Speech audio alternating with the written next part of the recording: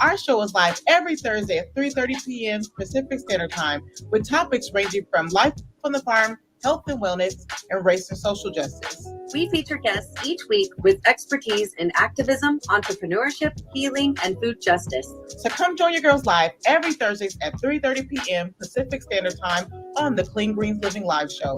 You can even call in and be a part of the show. See you then. What's on your heart? Are you exhausted at the lack of progress for people of color in business, politics, and life? This is Cindy Bright, the host of Heartbeat Radio. Each week, we explore this heart condition in the country that is affecting you and me. We have real conversations about what's necessary for change. It's time to change this dialogue. Will you join this Heartbeat weekly, Wednesdays at 7 p.m. on Rainier Avenue Radio?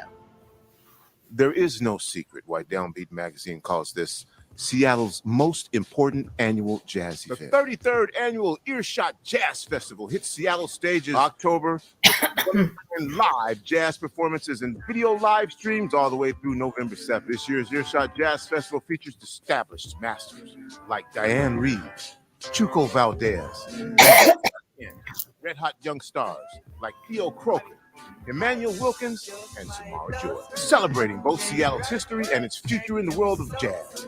Earshot teams up with community partners like Langston, the Royal Room, and Rainier Avenue Radio to showcase Seattle's own resident artists. Tickets and more information are available online at earshot.org. That's earshot.org. Once again, Seattle's most important annual jazz event, I believe. Earshot Jazz Festival, hitting stages early October all the way through November 7th.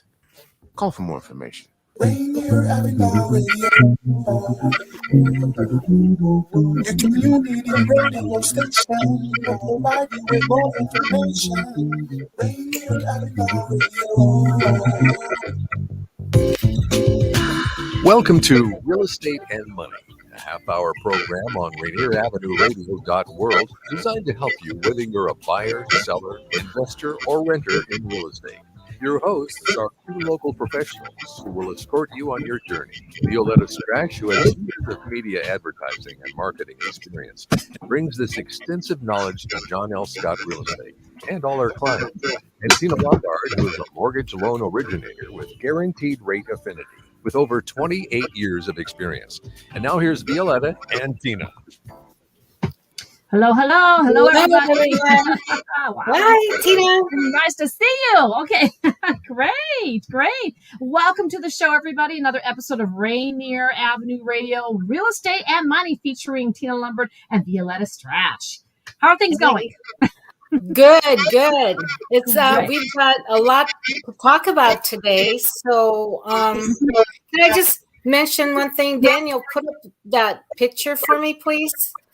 Not only was it Halloween this weekend, but yesterday and today in the Latino community, they celebrate Dia de los Muertos.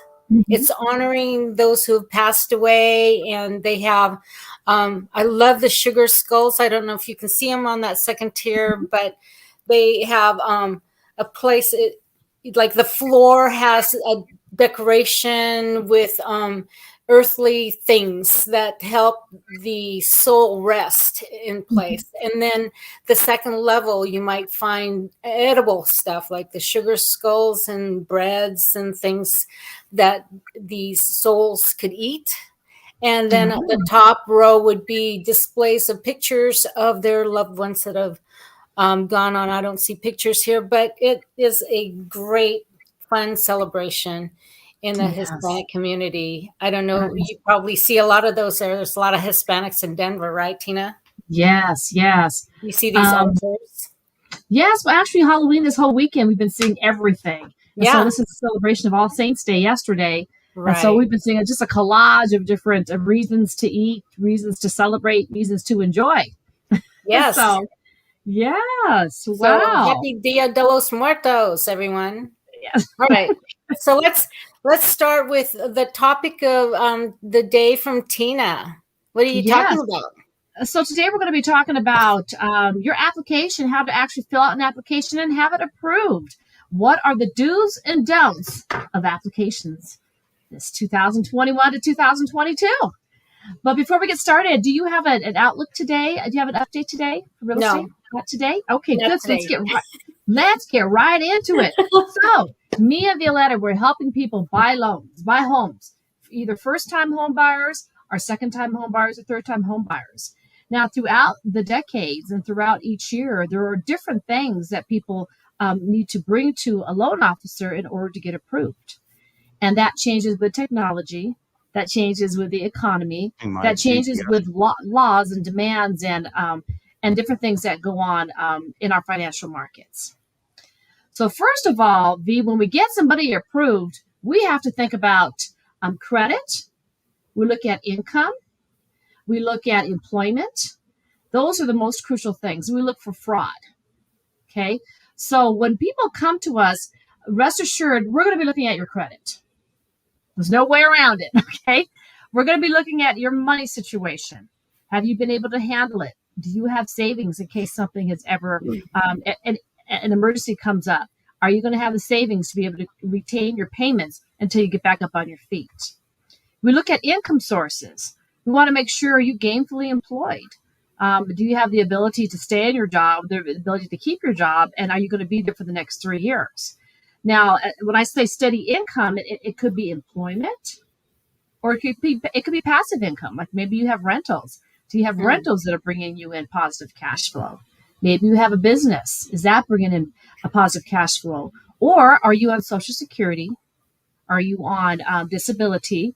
Do you have any pensions or anything?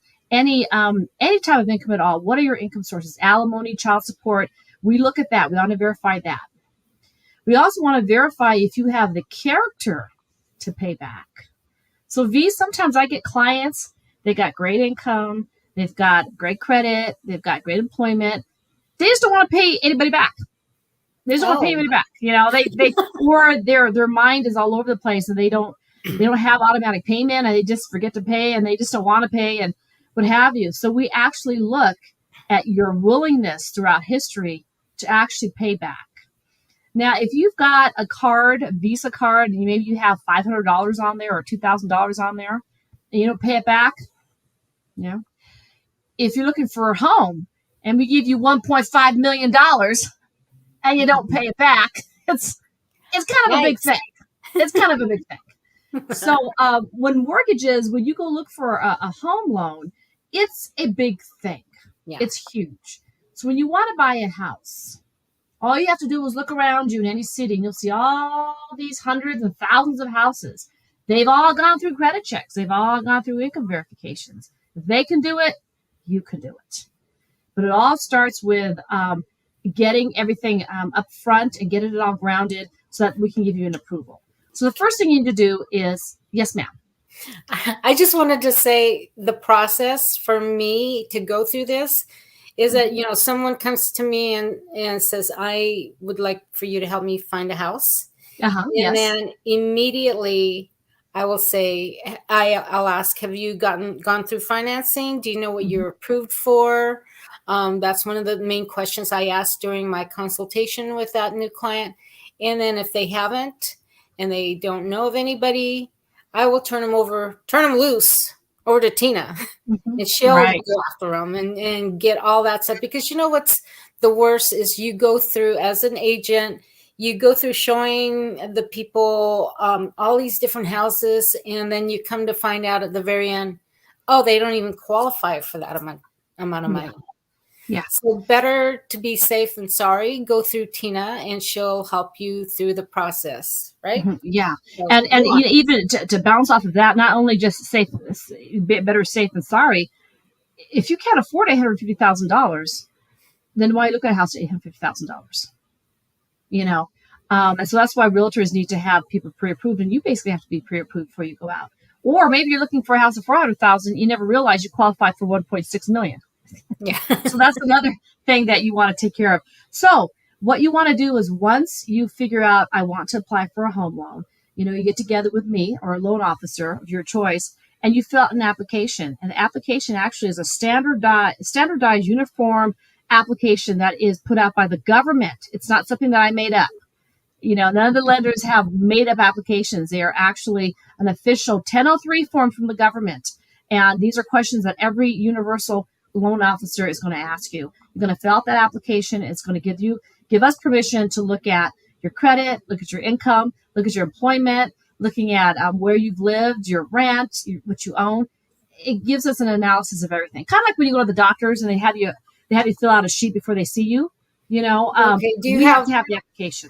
Mm-hmm. Do you have the question, are you single on there? Absolutely. Are you single? Are you married? Are you divorced? Are you separated? Are you widowed? They ask you for all these things. And why is that important? Not do we just want to know because we have a cute friend we can set you up with. No. The reason why we have that is because for legal ramifications in some states, the spouse has got to be on the loan. In some cases, your spouse may have a debt or something like that you're not necessarily responsible for, but we want to make sure that we know whose is whose and what we're dealing with here. Okay. Right.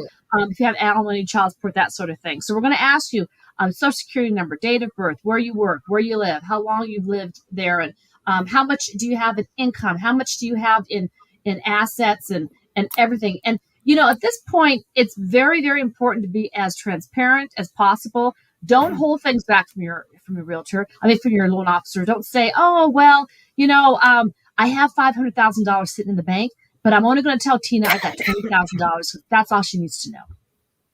Because if you don't get approved for a home, or if you don't get, you lose out on an offer because of $5,000 because your loan officer thought you didn't have enough money, then that's on you. Sometimes people will have $500,000 in a bank account or $50,000 in a bank account, and it tips the scales on whether they're approved or not. So make sure you're completely fill that thing out. Don't say, oh, I don't want my credit pulled. How are you supposed to apply for a loan if you can't pull your credit? So if a client comes up to you and says, I don't want my credit pulled, but you're not ready to buy a house yet because they can't give you an approval without it. If you say, I've had 5 people pull my credit, and I want you to pull it again. Well, what happened to the other 5? Did they not approve you? You've got to be willing to give your social security number and date of birth up. They've got to be able to pull your credit. That is the whole essence of the application. So make sure you fill that out. Now, once you fill that out and we look at everything and everything looks good and we actually put it through a system and we get you credit approved instantly through Fannie Mae or Freddie Mac or any of the software devices that we use, now we have got to verify that you actually make the money that you say you make. So if you're on a salary of $149,000 a year at Boeing and you put that on your form and we're like, yeah, great, we can get you approved for $950,000 or whatever, we're going to want a pay stub or a W-2 or something on paper that verifies you actually do make that much money and that you're not making up stuff. Or sometimes people say, yeah, I make $80,000 a year, but they gave us information after taxes. When I look at their pay stubs, I'm like, no, you make $112,000. You just take home $80,000 because of all your deductions. So you qualify for more than you think. So you need to verify your employment or your income sources. You need to verify your alimony, pensions, disability. We need to look at the paperwork. So you need to turn that paperwork in. A lot of times we'll look for your bank statements. We'll have to verify assets. So you need to be willing and able to give bank statements, retirement accounts, mutual funds, everything that you can give. The loan officer asks for it. Go ahead and give it to them. Now, most loan officers are astute enough to know if you only need $100,000 down for a down payment, but you have $600,000 worth of retirement, we won't put that into the system. If we don't need it, we don't need it. But if the underwriter comes back and says, I don't know, or I'm kind of iffy, we'll say, well, great, they have $500,000 sitting in a bank account. And the underwriter will say, fine, approved, let's go. So make sure that you turn everything into your loan officer. When it comes to debt and that sort of thing, make sure that your loan officer knows of all the debt that you have. There may be some car loans or something you may have on the side that's not on your credit report. Your loan officer doesn't know about it, and you may put yourself in harm's way if you don't show that verification. So make sure when you do your application, you fill out your application in its entirety as best that you can. Make sure you turn in your W-2s, your pay stubs, your bank statements, retirement accounts, divorce papers if necessary, certificates of birth for your children if necessary. Everything the loan officer asks for, please give it to them. And once we get a full picture of the information, then we can give you the best programs for you. So a lot of the times, just getting the paperwork in, your pay stubs, your W-2s, your insurance information, your bankruptcy papers from back in the day, when you get all that in, that's basically 85% of the work.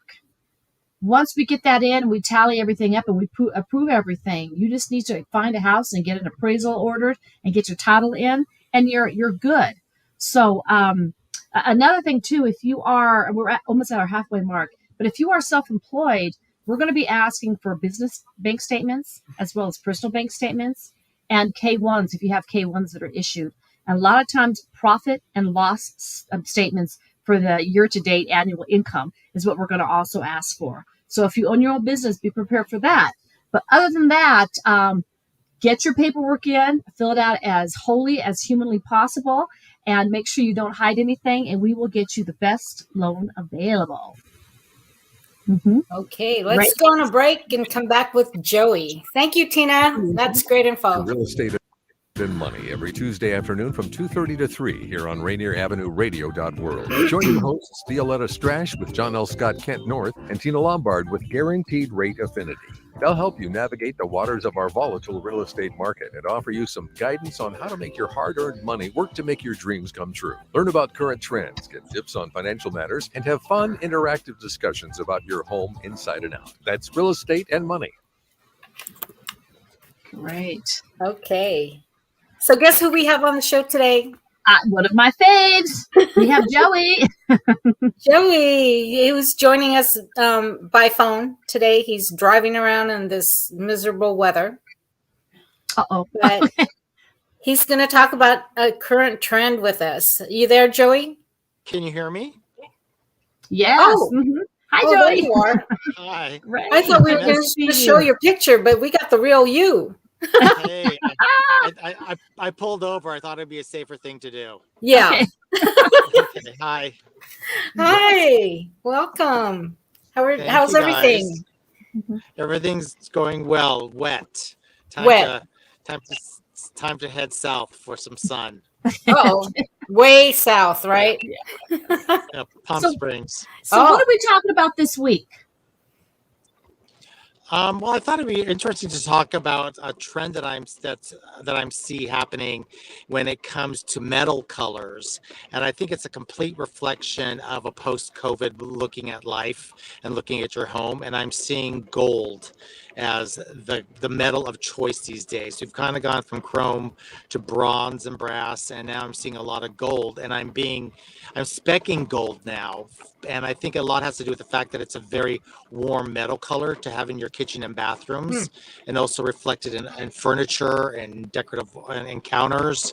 I sent a picture of a marble with a gold vein through it, and so I'm really digging it. I think it's cool. It adds a nice hit of bling, and at the same time, it's warm. It's much warmer than polished nickel or chrome. So you're seeing a lot of marble with gold veins. Is that what I'm seeing here?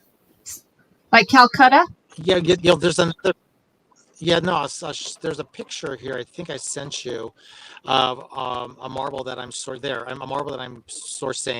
for a condo project, and that actually is a marble with gold veining through it, which I think is really pretty. It's and so a little bit of gold goes a long way. Yeah. Is that Calcutta? So you just need to be Calcutta. No, this isn't Calcutta. It's a marble from Italy. Wow, that is And gorgeous. so Yeah. yeah, it is. It's gorgeous. So I think because people are really looking to warm up their homes, it's a nice option to think about instead of defaulting. I mean, everyone always defaults to polished nickel or chrome, Right. and it doesn't have to be that way. But also at the same time, if you have stainless steel appliances, it doesn't mean that you can't have mixed metals in your kitchen or your bathroom. That is really. So it's just something to think about. I'm really digging it. It's a nice, rich, warm look. Now, Joey, you sent over some wallpaper too, right? Daniel, do you have that? Yeah, this is fabulous. This is a gold background Christian Lacroix wallpaper that's coming out of Paris, and I'm sourcing this for a bedroom. Oh. And what was cool about it is that the client had the option between a more neutral white ground and the gold, and after just having a conversation with her and what we were trying to achieve in the room, the white just wasn't going to do it. So we went for the gold, and it's just another indicator that I'm on the right track with my reappreciation of all things gold. Okay, so where in the bedroom did you put this wallpaper? Oh, everywhere. Everywhere? All the walls? All the walls. Oh, nice. And in the closet. Nice. And in the walk-in closet. Oh, also, okay. So it's interesting. So Joy, you're saying how because of COVID and people are relooking at their lives and their homes differently, that's directly affecting decor. Yeah.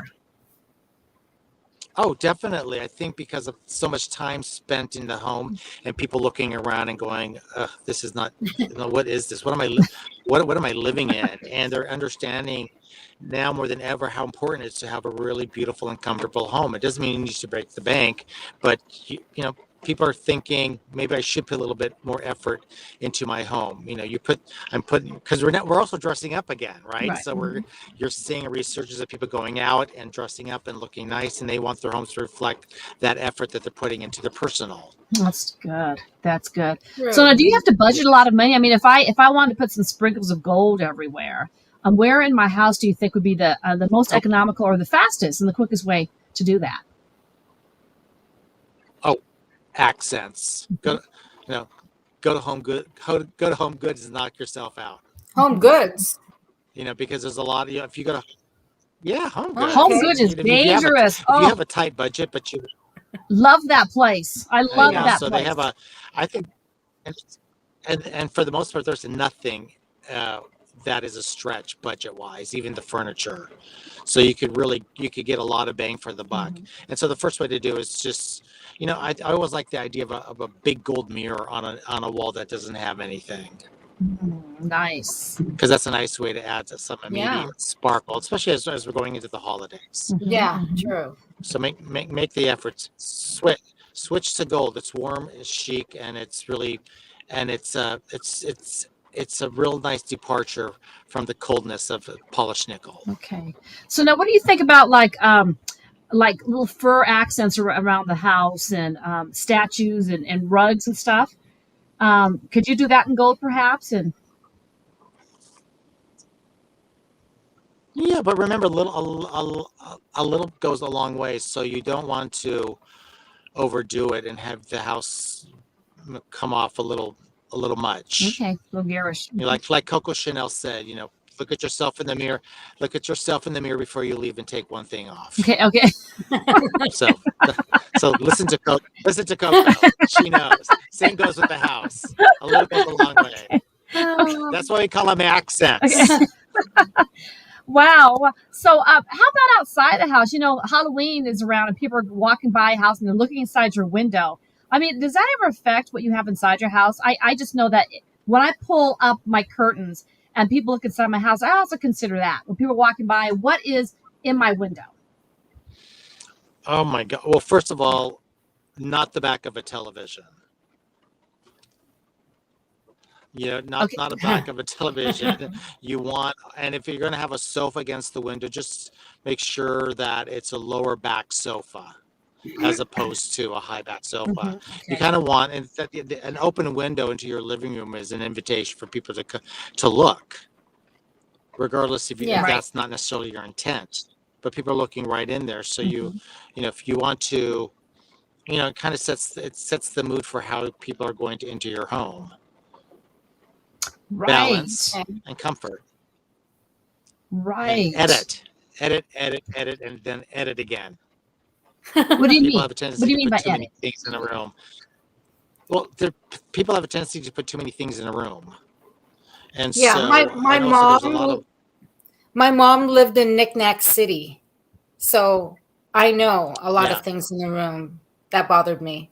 Okay, go ahead. And the thing is, if you have too much stuff, then you don't see anything anymore. You really want to be very judicious with what you're displaying, because if it's special and lovely, it should be appreciated as such. But it can't if you have 100 little things around it. Plus, it makes it hard for dusting. Yes, very true. Very true. Wow. Yeah. Well, he is speaking today. He's throwing some punches today. But I know. I don't want to see a sofa with 10 pillows on it. Stop. three pillows and we're done. How many pillows should you place have? to sit. Like 3. 3. At the most 3? Like a pair of a matching pair, and then one in a different shape in a smaller size. Okay. That's good. That's plenty on a standard sofa. Okay. How about on a bed? But like I went over to it depends on the size of the bed. I always like, regardless, like for a queen and a king, I like 2 pillows and then a sham in front of that, and maybe a roll and a decorative pillow in front of that. Okay. That's really inviting and chic looking. Okay, I got that. That's exactly my combo. Okay, I'm not too much. All right. Yeah. Okay. And put the teddy bear at the Valentine's Day teddy bear. It's gotta go. Yeah, that's true. Gotta go. You seen your bedroom, Tina? What? No. Well, when you go to these designer places and they give you, you got the pillows, got the 2 shams, you got the 2 pillowcases. Then I have a fur, whatever, for something, and then I have 2 little accents. That's perfect. That's nice. And then again, it's balanced. You want to have the nightstands with matching lamps. It's just and if you don't, if you don't have the space for, let's say, a larger nightstand that would accommodate a lamp, go ahead and have wall-mounted lamps, because it's nice to have a light source on either side of the bed. That's really good. And and we'll be discussing that next time when we talk about guest rooms. Yes. So one thing before we leave, then us Filipinos always have the crucifix above the bed, and then French West, like, you don't want people looking at you, even if it's God. What do you do when people say I want to have a religious figure? I don't necessarily have my loved one look at it. Oh. But, well, yeah, no, we're all Filipino. We all have had the little shrines or our mother's bedroom. Yeah. With shrines, if not multiples. Yes. Yeah, that's a tough. Yeah. I don't know what to do. Sometimes you just have to. Maybe if you can just again edit and make sure that you don't need to have 10 prayer cards out or 10 different statues of Virgin Mary. A couple of really nice ones. Make it look purposeful. Okay. There you go. Anyway. I've got the 10 Hail Marys everywhere. Great. Thank you. I'm gonna write this down. And the big wooden rosary. Yeah. On if one it glows wall. in the dark. Yeah. Special if it glows in the dark. No. Oh my God, there's a Buddha. That's a Buddha. Yeah. That's different. That's different, Okay. but goodness. But anyways, okay. But anyway, Joy, thank you so much. That is just. You're more than welcome. It's always fun. And I think you said it. We're going to talk about the guest room next time, right? Yes, and the importance of why, and the whys of why, and the whys of why have a really nice guest room. Okay. It's important. Okay. That's true. That's true. All right. Even if we're going to use it as an office also. Okay, guys. Big kiss. Bye. Thank you. Bye, Bye, Joey. Joey. Love you. Bye. Love you too. Bye. Bye. Just a couple things really quick. Resistencia follows our show at 3:00. And this week, besides the Day of the Dead celebrations going on today, the rest of it is today. There was some yesterday. We have Seattle Restaurant Week, which is kind of fun. 3-course meals at 200 restaurants this week. Go look online and see what's going on out there. Tasting tour of the market. There's Harry Styles sings pop in Tacoma, November 7th. And a lot of festivals happening in town, amazingly enough. And go watch The Kraken if you haven't already done so. Disney on Ice, November 4th through 7th. And I think that's it. There's a lot of stuff. Go online and check it out. Veterans Day is coming up next week. So we'll see you again Tuesday, 2:30 p.m. So I'm Violeta Strash with John L. Scott. And Tina Lombard with Guarantee Rate Affinity. We'll see you next time. Okay, bye. You're listening to Real Estate and Money with your hosts, Violeta, Strash, and Tina Lombard. For more information, call 206-717-4490. That's 206-717-4490. Go to the Rainier Avenue Radio.world website to find the Real Estate and Money schedule, or tune into our live show every Tuesday afternoon from 2:30 to 3. We will help you find your dream home.